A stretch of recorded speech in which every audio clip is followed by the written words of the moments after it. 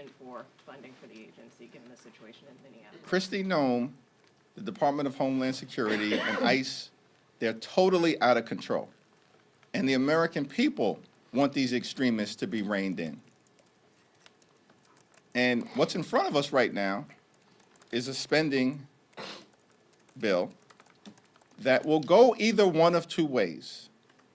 Either Republicans will continue their my way or the highway approach as it relates to the Homeland Security bill, and if that happens, then it's going to be on them to figure out a path forward. Alternatively, particularly in the face of the tragedy, Renee Nicole Good should be alive today.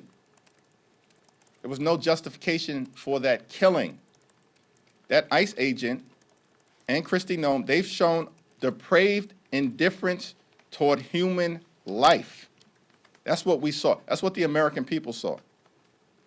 And so clearly, there's some common sense measures that need to be put in place so that ICE can conduct itself in a manner that is at least consistent with every other law enforcement agency in the United States of America at the state, local, and federal level.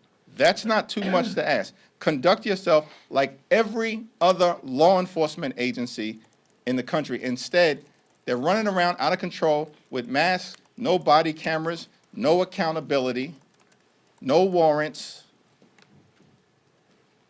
arresting and in some cases deporting American citizens.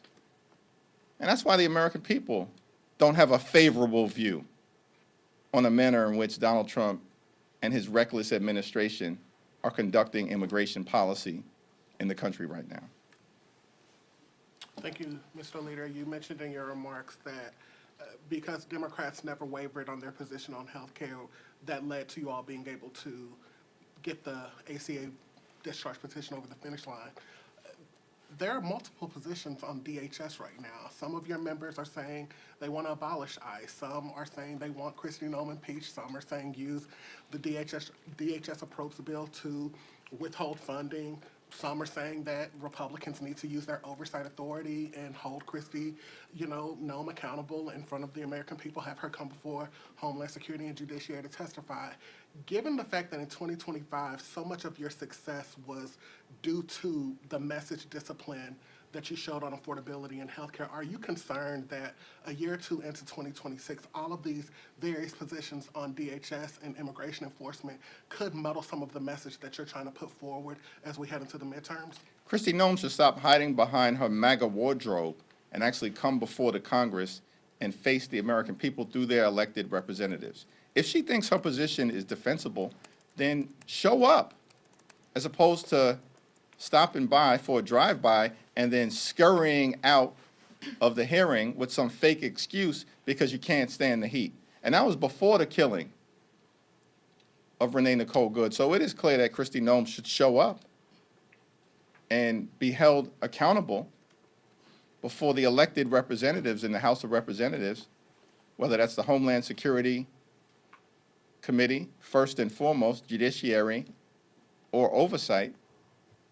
But House Democrats are going to have a family conversation throughout the week in the caucus meeting and in the whip meeting about the path forward related to these most recent developments. We are unified behind the fact that under the leadership of Pramila Jayapal, there's going to be a hearing that House Democrats will hold this Friday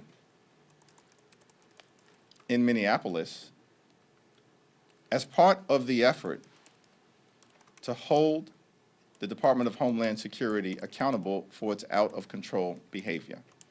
Now, it's important to understand that a lot of the funding for ICE that is currently being unleashed on the American people, American citizens. Renee Nicole Good was a 37-year-old mom and American citizen who was cut down by ICE in plain view for all of the American people in the world to see. It's important to understand that a lot of the funding that's being unleashed on the American people in such extreme ways right now was provided not through the traditional appropriations process, but a connection with the one big ugly bill. that every single Democrat and every single House, Senate Democrat opposed, every single one of us. And that Donald Trump and Republicans jammed down the throats of the American people.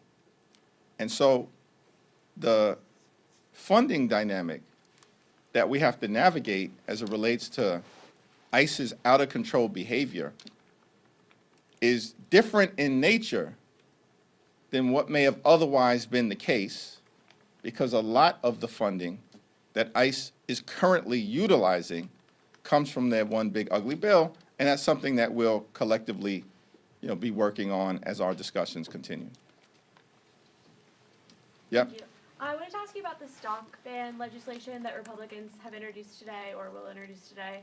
I saw the Magaziner statement saying that it doesn't go far enough, that Democrats feel it falls short, but I was curious, when it comes to the floor, as is expected in maybe a few weeks, do you expect that Democrats uniformly will vote against this bill? Well, we haven't had a caucus meeting to discuss this issue. We look forward to hearing from Seth Magaziner, of course, Joe Morelli, Pramila Jayapal, Representative Ocasio-Cortez.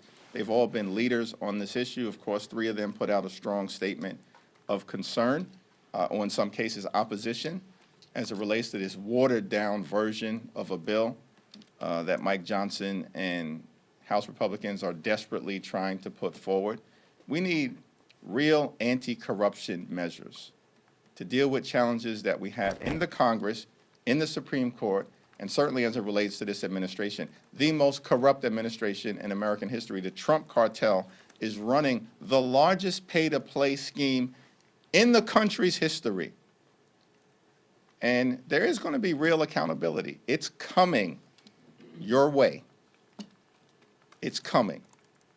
They cannot escape it, no matter what games they try to play over the next couple of months. Real accountability delivered by the American people is coming toward MAGA extremism. Now, as it relates to this particular bill, we'll have to have a discussion about it. Let's see what occurs in the committee markup. That's the first step before anything gets to the floor. Republicans are having big problems on the floor of the House of Representatives. There's no guarantee that this bill has enough support on the Republican side, let alone on the Democratic side, to make it to the floor or even pass. Thank you, Mr. Leader. A couple of House Democrats within the caucus have raised possibly impeaching Trump, especially after Venezuela. There's a couple of others, obviously, who have also said, in terms of cabinet officials like Kristi Noem, are these conversations that you are entertaining at all? And if not, how are you tamping them down to make sure that the caucus is united going into the midterms? Well, we haven't had a caucus-wide conversation on that issue. Clearly, we're going to have to explore what accountability looks like as it relates to an out-of-control administration that continues to break the law, violate norms, and jam reckless right-wing extremism down the throats of the American people. That's a conversation that we're not going to run away from. We'll run toward it at the appropriate time. But what unites House Democrats at this moment continues to be a focus on 3 issues. Making clear to the American people, you deserve better. Driving down the high cost of living, because there is an affordability crisis in this country, despite what Donald Trump has to say. It's not a hoax. It's very real. We have to fix our broken health care system, and we can begin by extending the Affordable Care Act tax credits, as House Democrats were able to successfully do on our side of the Capitol, and now it falls on John Thune and Senate Republicans to do the right thing. And we have to clean up corruption in this town, across the board.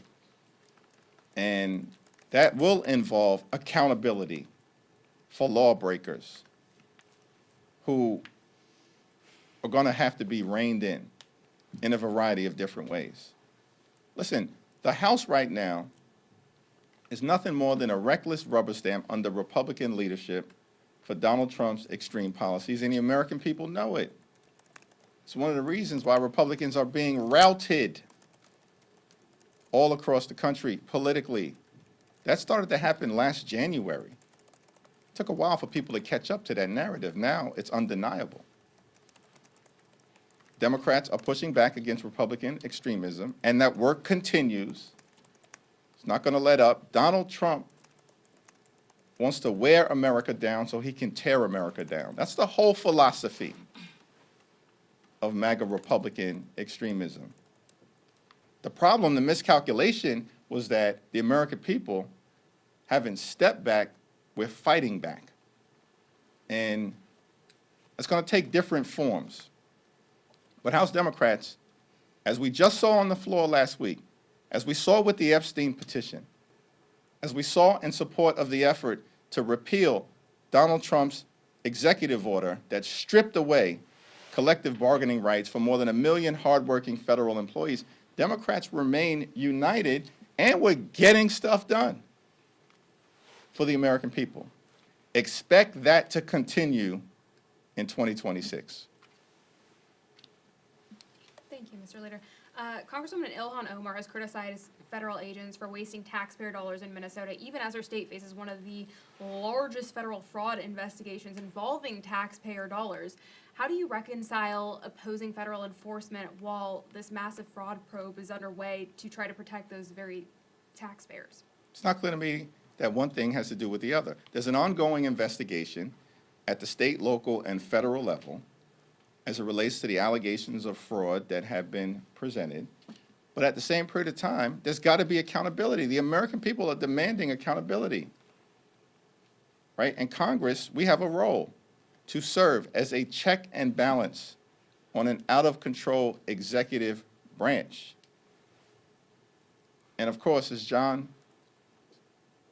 Adams once said, this Congress, right, at its best, the House should be an exact replica of the American people, in our view, reflect the hopes, the dreams, the aspirations, the fears, the concerns, the anxieties, the aspirations, or as the framers said, the passions of the American people. And the American people want us to do a variety of different things, like drive down the high cost of living, fix our broken healthcare system, clean up corruption, prevent Donald Trump from engaging in failed, endless foreign wars, protect the Federal Reserve from outrageous weaponization of the Department of Justice, and of course, deal with ICE's behavior, which is objectively out of control. They are killing American citizens with dollars provided by ICE by Republicans on a partisan basis. And that's why I supported the letter that was most recently sent by Congresswoman Ilhan Omar. So, I mean, to kind of hone in on this a little bit, so if not impeachment, if not a funding fight, what other options in the minority do you realistically have to go after ICE, to try to protect the Fed, et cetera? We haven't ruled anything in, and we haven't ruled anything out. Everything is on the table from the standpoint of complete and total accountability. We just haven't had the discussion as a caucus as it relates to what is the best path forward. But obviously, removal requires a majority in the House and 2/3 of the Senate. Now, I'm no mathematician, but that means removal, if that is the ultimate objective, requires, I believe, 19 Senate Republicans to support removal. 19 Senate Republicans to support removal, regardless of what happens in the House of Representatives.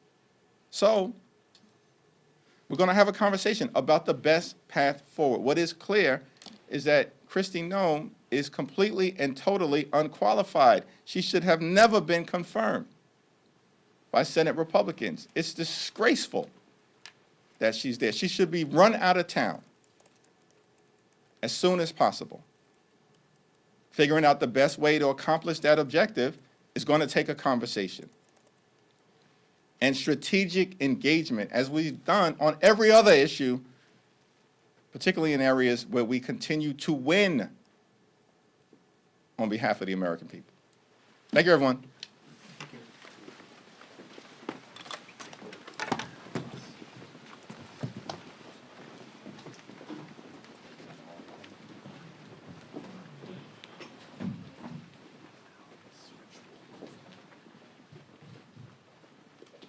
Thank you for your work, Donnie.